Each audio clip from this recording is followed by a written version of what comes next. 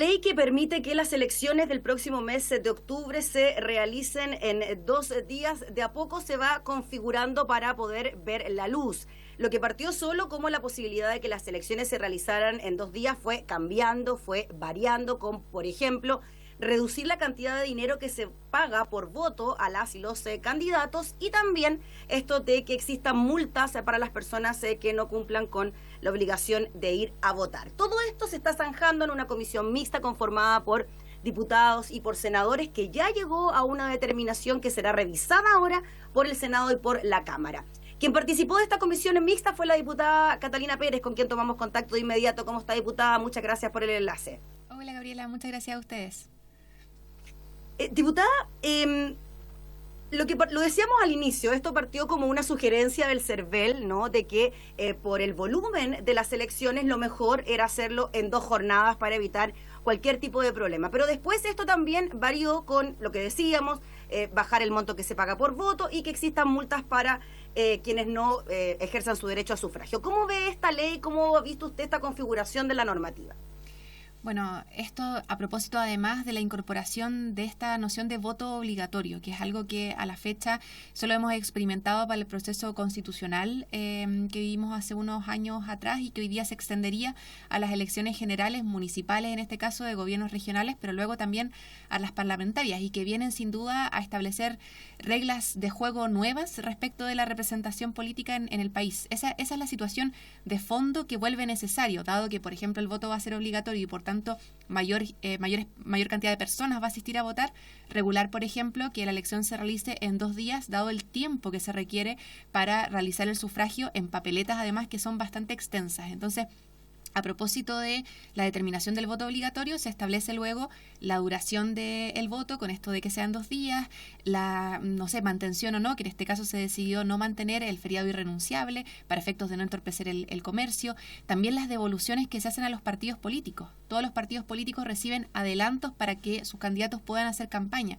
Y luego esos adelantos son rendidos y a su vez son pagado al partido una cierta cantidad de dinero por una cierta cantidad de votos. Y el punto es que si aumenta esa cantidad de votos, aumenta el financiamiento que el partido recibe. Y la discusión ahí fue cómo logramos generar una propuesta económicamente y fiscalmente responsable, de modo de que esto no se transforme en un exceso de financiamiento de los partidos políticos, sino que también se haga cargo de la realidad país y de la importancia de cuidar las arcas del Estado. Así que tuvo varios elementos interesantes la discusión. Las multas también, por cierto, si es que no asistes a votar, también fue materia de debate, y finalmente se resolvió en el caso de la multa que quedara desde las 0,5 a las 2 UTM para las personas que injustificadamente no asistan a votar.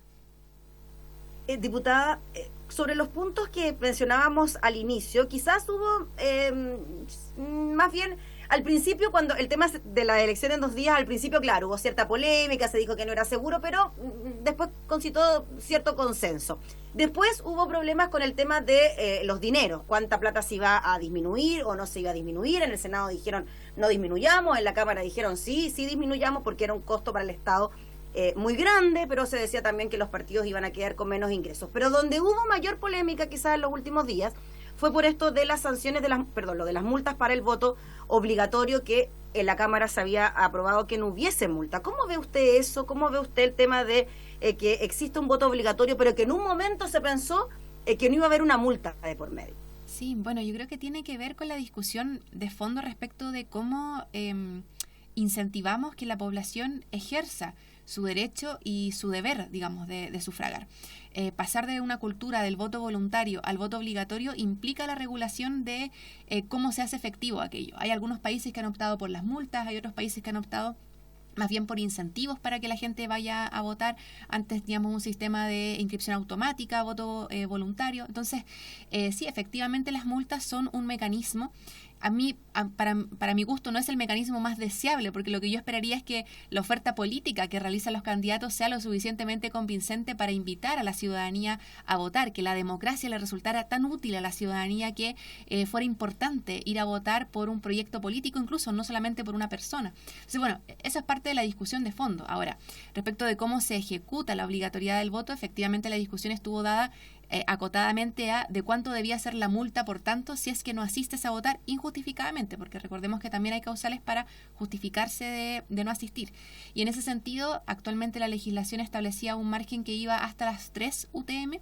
En el proyecto se había hablado de hasta 200.000 pesos que se le podía por las cuales se le podía multar a una persona por no ir, y finalmente decidimos acotarlo de 0,5 a 2 UTM como margen de sanción para la votación injustificada, tomando en consideración el contexto económico que estamos viviendo, lo complejo que es para una familia, por ejemplo, ser multada en caso de que no haya podido excusarse de votar por A, B o C motivo.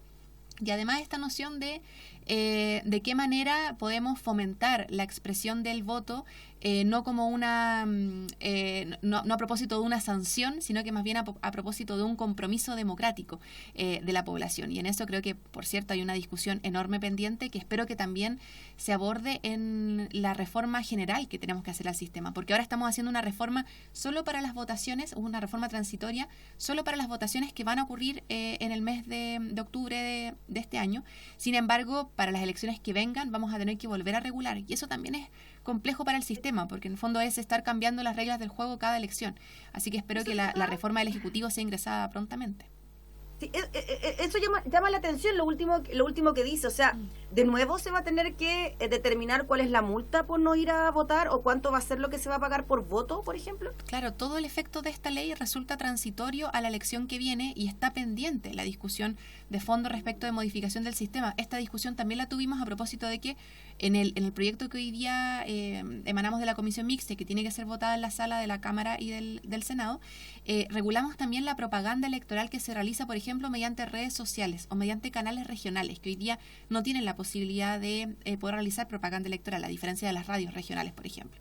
Y decíamos, esta es una discusión que la estamos acotando para la siguiente elección, pero queda todo un debate pendiente respecto de regulación, por ejemplo, de cuánto se le puede cobrar a un candidato para aparecer en un canal de televisión o aparecer en una radio, o cuáles son las franjas de disponibilidad para hacer propaganda electoral que debiesen existir, que no las estamos abordando en este proyecto. Simplemente estamos permitiendo que se pueda hacer campaña en canales regionales, o permitiendo que se pueda hacer campaña, regulando más bien, porque es algo que ya se hace en el caso de las redes sociales, pero no nos estamos haciendo cargo de cómo eso se ejecuta. Entonces, eso de hecho trajo algunas complejidades en la votación en la sala. Esa parte se rechazó en la sala de la Cámara de Diputados y Diputadas, y es parte de lo que hoy día dijimos en la Comisión Mixta, es parte de lo que queda por regular en esta reforma más grande, que abarque no solamente la elección de octubre de este año, sino que más bien las elecciones sucesivas y en adelante, digamos, para poder brindar más certeza al sistema.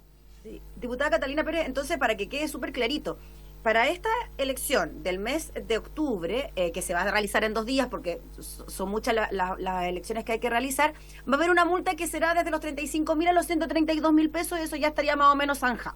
Sí, pero para la próxima elección parlamentaria y presidencial, de nuevo se va a tener que legislar para saber de qué valor es la multa y si es que se va a reducir o no el valor del voto. Exactamente, de nuevo tendría que legislarse respecto... Y disculpe, y a pesar de que constitucionalmente está estipulado que el voto debe ser obligatorio, pero no está como la bajada, ¿no? De qué va a pasar si no se cumple con el voto. Exactamente, la modificación que hicimos fue constitucional, establecimos la obligatoriedad, pero no se estableció cómo esto se vuelve práctico en el fondo, cuáles son las consecuencias de la obligatoriedad, que es algo que pasa mucho, que de repente se establecen principios constitucionales y las bajadas a leyes orgánicas constitucionales o a reglamentos tienen que ir sufriendo modificaciones. Ahora pusimos el punto, porque en un tema tan sensible como las elecciones, finalmente variar las reglas hace muy tentador para quien cree le va a ir mejor o peor en un proceso electoral, modificarlas en función de su conveniencia y no en función de la conveniencia del sistema en su conjunto. Entonces, claro, las reglas que teníamos para el plebiscito, por ejemplo, para el plebiscito constitucional o la elección de convencionales constituyentes, que fue de carácter de voto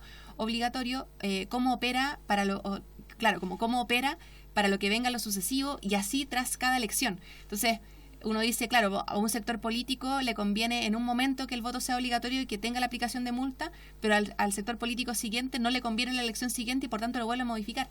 Eso no debería ocurrir. Entonces, por lo mismo, y claro, eso también fue parte de la polémica, transitoriamente. ¿no? Eso también, sí, disculpe, diputada, y eso también fue parte de la polémica, ¿no? Que se decía que finalmente en esta elección en particular, supuestamente al oficialismo le hubiese convenido que no existiera voto obligatorio porque se podría producir unos mejores resultados en las elecciones, ¿no? Fue parte del debate también que se propició producto de esto. Exacto, y a su vez lo que decía el oficialismo de la oposición ahora, o sea, ustedes decían, el oficialismo siempre se han opuesto a que el voto sea obligatorio, siempre se han opuesto a la existencia de multas, nunca han creído realmente en la obligatoriedad o en la importancia de que la gente vaya a votar. Sin embargo, ahora que creen por un par de encuestas que les conviene, quieren introducir la multa lo más gravosa posible y viceversa. Entonces, claro, yo creo que es legítimo, evidentemente, que cada sector político defienda el interés de que a su sector le vaya bien, pero no sé si eso puede ser a costa de ir modificando las reglas en cada proceso electoral. Creo que ahí, porque además es imposible entonces medir cómo le va a cada sector político realmente si es que a cada elección se están transformando las reglas del juego. Entonces, por eso varios hicimos el punto en la comisión mixta, la importancia de dar esta discusión de fondo con una regulación más permanente del sistema y no elección tras elección. Diputada, para ir cerrando, ¿de qué va a depender que la multa vaya de, no me quiero equivocar en el dato, de 0,5 a 2 UTM? Es decir, porque una persona por no ir a votar va a pagar 35.000 y no 132.000, que es el máximo. Es un margen que en general se establece para el juego entre comillas, digamos, para la maniobra de los tribunales, en este caso del juzgado de policía local. Lo mismo pasa con las penas en delitos, ¿no? Que las penas se establecen con un margen de modo de poder ir aplicando atenuantes, por ejemplo, de responsabilidad. En el caso de la falta administrativa, digamos, de no ir a votar y que se te curse una sanción, el tribunal, el juzgado de policía local, debiese ponderar, por ejemplo, si tienes algún motivo por el cual no pudiste excusarte y no pudiste ir a votar. En el caso de que tuvieras algún motivo, me imagino alguna enfermedad sobreviniente grave, algún accidente grave que te impidió ir ese día a votar, ese margen se establece para que esa persona no sea multada con el máximo posible versus otra persona que simplemente no se quiso levantar ese día, no quiso ir a votar porque no quiso hacerlo. Entonces, ese es un poco por qué se establece un margen de criterio para la juzgado de policía local a efectos de dictar finalmente la multa.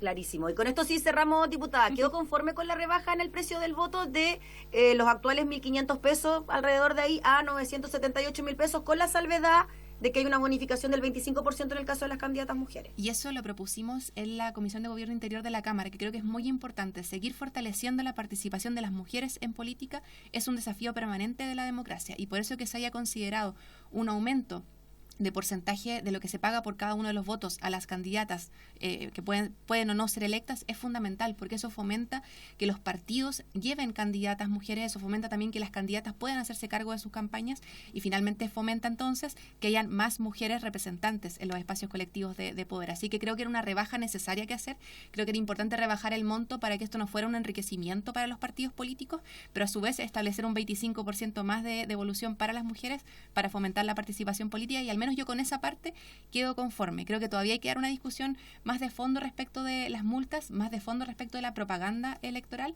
y ver cómo la obligatoriedad del voto se transforma no en un proceso sancionatorio, sino más bien en un proceso de incentivo para que la ciudadanía vaya a votar, y creo que esa es parte del desafío democrático y de quienes ejercemos representación popular. Ya pues, diputada, le agradecemos enormemente por el contacto. Atentos estaremos a lo que falta todavía, trámite en el Senado, trámite en la Cámara, pero aquí estaremos pendientes de lo que pueda ocurrir con esta ley tan importante para el desarrollo de las elecciones. Que estén muy bien. Chao, chao. Que estén muy bien, gracias. Conversábamos entonces con la diputada Catalina Pérez, quien fue integrante de la comisión mixta, esta comisión conformada por diputados y senadores para destrabar las divergencias, las controversias que se desataron en torno a esta normativa que busca regular las elecciones del próximo mes de octubre.